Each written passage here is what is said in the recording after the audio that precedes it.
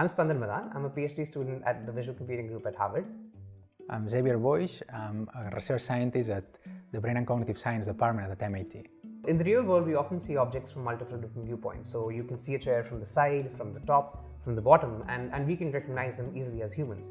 But recent works have shown that neural networks can get pretty badly impacted when you train them on a data set which is biased in terms of what viewpoints they're shown and then tested outside that bias. Dataset bias is when you have a training set that contains objects only in few viewpoints or illumination conditions or background conditions. And then at test time, you have examples which are not contained in the training set. Objects in viewpoints that you've never seen, backgrounds you've never seen, illuminations that you have never seen. Neural networks get severely affected when you test them in these novel conditions. And we were quite intrigued to study, why this happens and what are the mechanisms that drive this kind of behavior. But one of the big challenges in studying this kind of behavior is that we can't control bias. So most of the existing data sets are images that we scrape from the internet. So we can't control the kind of viewpoints that they're being tested on.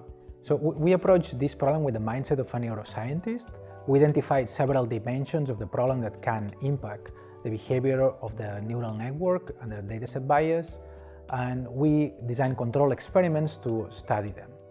Which is where we started using computer graphics, because that allowed us to create custom 3D worlds, and we could control the kind of viewpoints and the category combinations that we were showing during training. And then by controlling the amount of bias and the kind of bias, we were able to sort of understand or study how these networks are impacted and how they can be improved.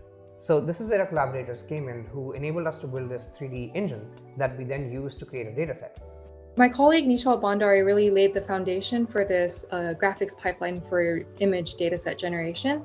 I came in to really try to expand it and give researchers more flexibility. Spandan had a bunch of questions about things like where can we render the cars from perspective-wise, or what if we render the cars with different colors, different materials. So building in that flexibility and those toolings to give him that control was really one of the main goals of this project.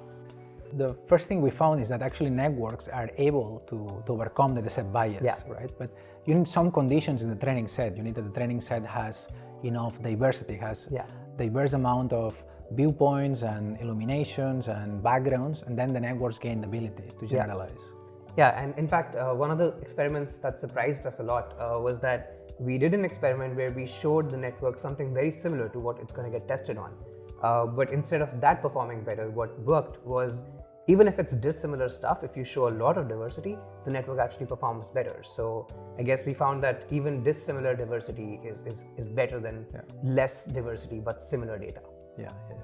And also amount of training data, right? So amount of training data, we thought it would be also very important, but here it seemed to be less relevant compared to data diversity. So we saw that more training data improves the ability to generalize up to a certain point, but data diversity is what actually helps generalizing beyond the training distribution. So another exciting finding was when we trained networks to recognize both object category and object viewpoint, right? So here there are two options, which is to train one network, use one network to do both tasks, or to use two separate networks, one for category and the other for viewpoint.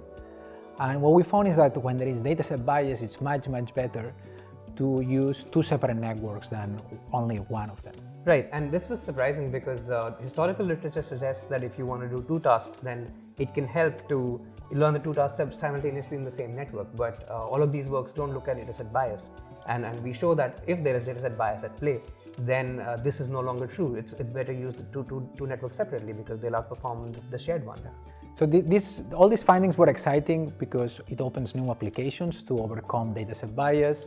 And for example, our collaborators at Fujitsu and others will benefit from that. In their business scenarios, it is very difficult or perhaps infeasible to collect a perfect training dataset that covers all possible conditions.